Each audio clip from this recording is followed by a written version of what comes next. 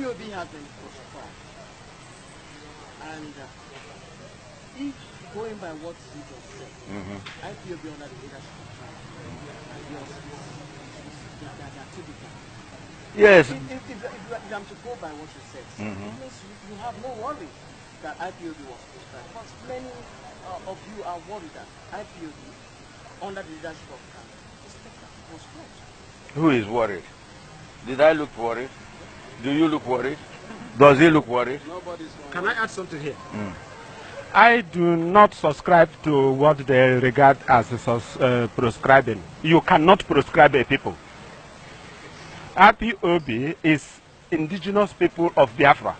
You cannot proscribe a race. Are you saying that it's not an organization? Listen, IPOB, the indigenous people of Biafra, is not an organization. What the federal government should specify what they mean. The IPOB, I know, the IPOB that represents the indigenous people of Biafra is not an organization and cannot be proscribed. You cannot proscribe a race. You cannot proscribe a people. You cannot proscribe a people that have existed for thousands and thousands of years. It's impossible. Can you proscribe Hausa people? Can you proscribe Yoruba people? How dare you say that you will proscribe Igbo people? If you say that you are proscribing the indigenous people of Biafra, you are saying invariably that you are proscribing Igbo people. It's an insult. I don't accept that. So there should be specification. They should be specific on what they mean. And then it will be clearer. You cannot declare an entire race as terrorist organization. Is Hausa people terrorist organization? Is all the Hausa people terrorists? Or is all the Yoruba people terrorists? How can you say that all the Igbo people are terrorists? Okay. So what I'm saying is that Biafra has a case in court with Nigeria. And we want the media to project it. We want the federal government to recognize that they are in court with Biafra. I just want you to give us 1, 2, or 3 of the items these courts is seeking. One of the things, like my boss said, the chairman said here, one of the things we are seeking is that let the court give us a declaratory statement whether the name Biafra is illegal. Whether we don't have the right to be called Biafrans. Because we have documentary evidence which has been sourced by our legal team that says that Biafra had been in existence even before Nigeria was created. Therefore, it is a name that had been in existence before Nigeria. Why should the people be afraid whenever the name Biafra is mentioned? So we want the court to tell the world whether we don't have the right to be called Biafrans. 1. 2, going by international conventions and protocols, do we not have right to self-determination? Do Biafran people, in recognition of their indigenous identity, do we not have right to decide, to determine how we are going to be by ourselves? How we are going to discuss, relate with our neighbors?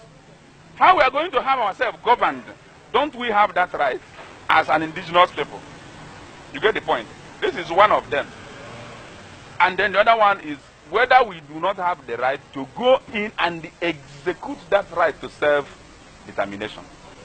We are not a group that disobeys the law. We insist that whatever you do, you must do within the law of wherever you are. Either in Nigeria, Biafra land, Ghana, Sierra Leone, Thailand, United States of America. Obey the law of the day. Now, we took Nigerian government to court for declaratory statements on what rights do we have. Do we have right to call ourselves Biafrans or not? And the word Biafra has come to mean more than just a group. It means an ethnic nationality that was there going back to the 15th century. Before the Portuguese explorers came this way, you cannot suddenly get up and say it's dead or proscribe it. Can I answer Now, let me finish. Now, if there is a wing of a group that is doing something that is not proper, you can say, stop this action. but you cannot say you're proscribing a people. It is misnomer, lack of proper understanding of the language, part of improper understanding of the constitution of the country. If I say that I'm okay, you cannot tell me you proscribe me, unless I do something irregular. If I say I'm okay, you cannot tell me I must be Okafo. It is my right to choose what I'm to be called. If I want to be called an Aztec, that's American Indian, you cannot tell me, no, you can't be an Aztec. It's my business, not yours. So, this question of prescription, you can say this action by this group. Don't forget, we're just coming out from a meeting. Did you see any policeman here?